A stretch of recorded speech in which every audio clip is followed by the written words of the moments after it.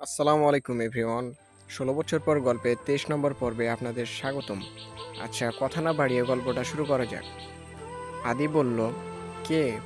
ফোনটা হাতে নিয়ে দেখলো তার বড় অফিসারের নম্বর। আদি বলল, হ্যালো স্যার, আপনি কেমন আছেন? অফিসার বলল, হুম, ভালো আছি। আচ্ছা শোনো, তুমি আসছো তো ঢাকায়? আদি বলল, জি স্যার। এখানে তোমার থাকা খাওয়ার ব্যবস্থা করা হয়েছে। আদি বলল, স্যার? স্যার বলল, হুম, বলো।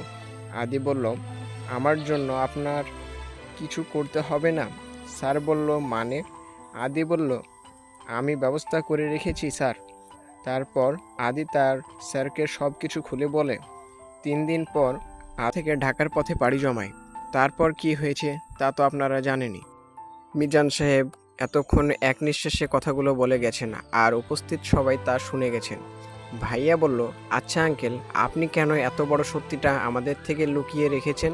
মিজান সাহেব বলল, আশরাফ, আমি বলতে চেয়েছিলাম, কিন্তু আদি বারণ করে রেখেছে। ভাইয়া বলল, আদি বারণ করলো আর আপনিও আমাদের থেকে লুকিয়ে রাখতে পারলেন?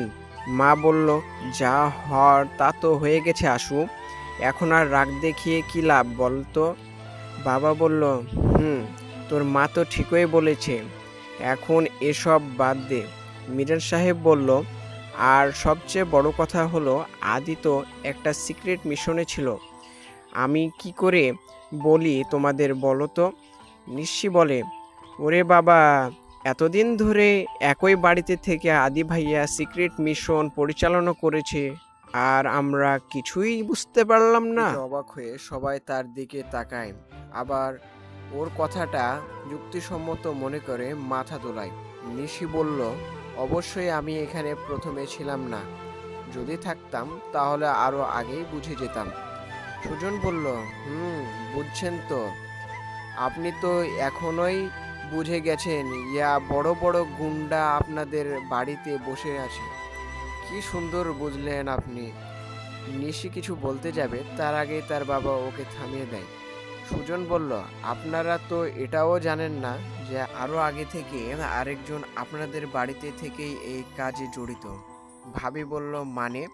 সুজন বলল, আমি আপনাদের বাড়ির পুলিশ অফিসারের কথা বলছি। ভাবি বলল, ও। সুজন বলল, আপনাদের মেয়ে একজন পুলিশ অফিসার, আর আপনারা সেটা জানতেন না, খোঁজ রাখেন নাই? সুজন একাই বকবক করে যাচ্ছে, ওর কথার কেউ উত্তর দিচ্ছে না। সবাই চুপচাপ দাঁড়িয়ে আছে, আসলে কারো কিছু বলার নেই। ছেলেটা যা বলছে সবাই ঠিক বলছে। তাদের কথার মাঝখানে